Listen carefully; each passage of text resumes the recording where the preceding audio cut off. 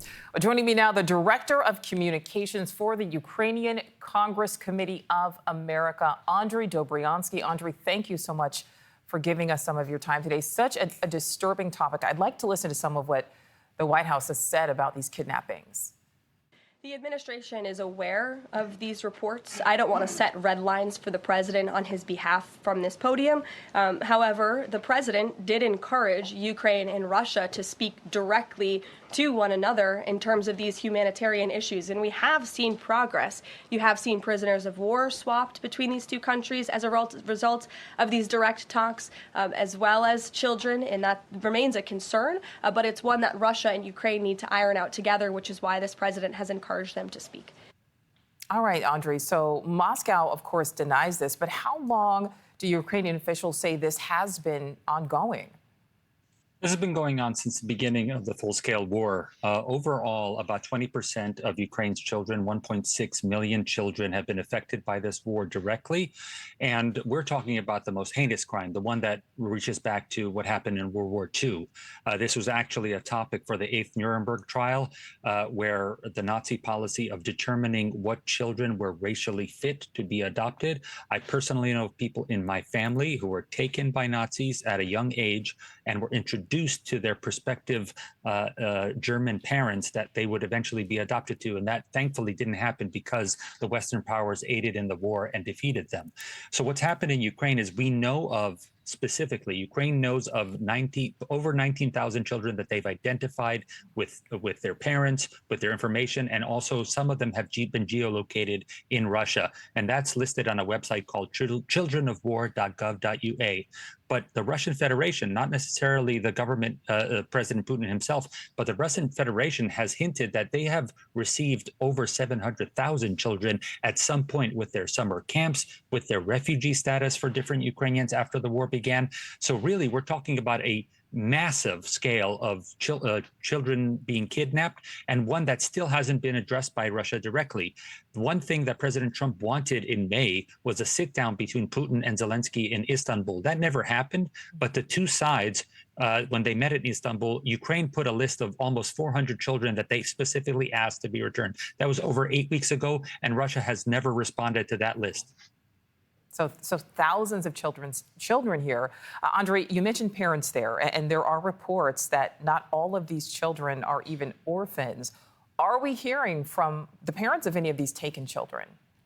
Absolutely. And one of the things that was being done was by the Yale Humanitarian Rights Research Laboratory, with help by the American Department of Justice, was cataloging what children were being stolen.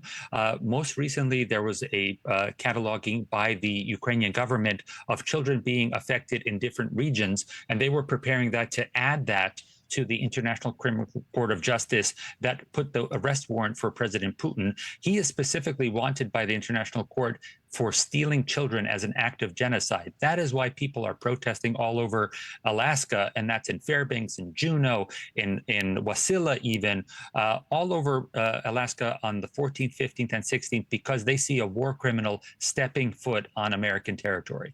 All right, you just mentioned it there, Andrij. You know, ironically, funding was cut earlier this year for a U.S.-based program to track these thousands of Ukrainian children. You mentioned it right there. What more can you tell us about what was being done and what has changed now as a result of those funding cuts? The biggest concern about the funding cuts was that the swiftness of it, and with the closing of various federal agencies, this one was particularly in our minds because we didn't want things to be destroyed. There may have been irretrievable records that were kept in hard copy there, and that was the initial concern in March or April of this year.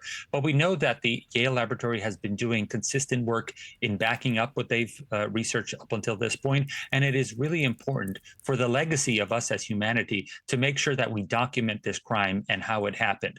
And you are right, these are children that were separated from their parents. I'm just going to, say a personal story. My father was taken by Germans in 1944, and I have a picture from his mother's apartment of his picture on the wall where they didn't know for 15 years that he had been kidnapped, that he'd been taken to the West.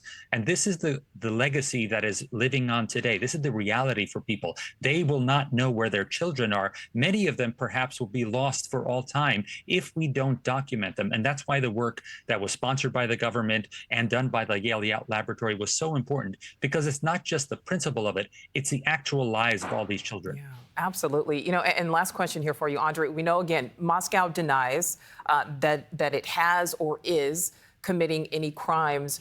Do we know why Russia allegedly is doing this?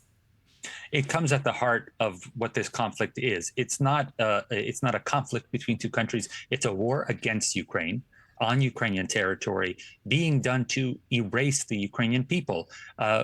Russian soldiers themselves have done this. This is why we have so many reports of sexual violence against children as young as 4 and as women as old as 82. This is happening on Ukrainian territory because Russian soldiers are coming in without acknowledging the existence of these people as people. And when the Russian government makes this command, and this is not just their viewpoint on Ukraine, this is exactly how they talk about the Baltic countries. Just this week on Russian television, they were talking about the Baltic republics as an offshoot of the Russian Empire, and clearly they have right to subjugate them. So this is what comes down to it. And President Trump in his press conference today said that he has been unable to convince President Putin to do a ceasefire, and we'll see what happens on Friday. But that's at the heart of it. President Putin does not consider this to be a separate country or a separate people, but simply territory that is rightfully his. It's so important to keep talking about this. Andrij Dobriansky, thank you so much for your time.